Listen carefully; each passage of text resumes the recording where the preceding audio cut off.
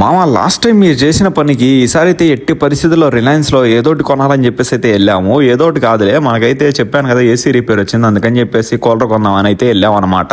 Last time వెళ్ళిన Reliance కి అయితే వద్దన్నా కానీ మా ఎంట పడతానే ఉన్నారు. కానీ ఇక్కడ ఏందో మేము పిలుస్తున్నా కానీ ఎవరు రాలేదు, అంత బిజీగా ఉన్నారు. అంటే మేము వెళ్ళిపోయే టైంకి వచ్చాంలే 9 కి, ఆ టైంకి అందరు వెళ్ళిపోయే హడావిడిలో ఉన్నారు, అందుకని చెప్పేసి అయితే ఎవరు రాలేదు. వాళ్ళు వచ్చేసరికి రిలయన్స్ స్టోర్ మొత్తం ఒక రౌండ్ అయితే వేసేసాం మామ. ఇక్కడ రేట్లు వచ్చేసరికి దోల తిరిగిపోతున్నాయి మామ. మీరు ఒక 10 లక్షలు తెచ్చుకున్నా కానీ కిచెన్ ఐటమ్స్ మొత్తం వస్తాయి రావు అన్నది కూడా డౌటే. తినగా వేము తీయనుండు అని చెప్పేసి ఒక పద్యం అయితే ఉంది కదా మామ, మనం చిన్నప్పుడు చదువుకున్నాం. అలాగే వెయిట్ చేయగా ఒక పర్సన్ అయితే వచ్చారు. లాస్ట్ టైం మనం వెళ్ళిన స్టోర్ లో వచ్చేసరికి ఫ్లోర్ మొత్తంలో దగ్గర 4 నుండి 5 దాకా అయితే ఉన్నారు. ఇప్పుడైతే ఒక్కళ్ళే ఉన్నారు. అతనైతే ఇంకో కస్టమర్ ని మనల్ని ఇద్దరిని మేనేజ్ చేయలేకైతే పాప మల్లాడుతా ఉన్నాడు. కొద్దిసేపు మనకి కొద్దిసేపు వాళ్ళకి ఎక్స్ప్లెయిన్ చేస్తా ఉన్నారు.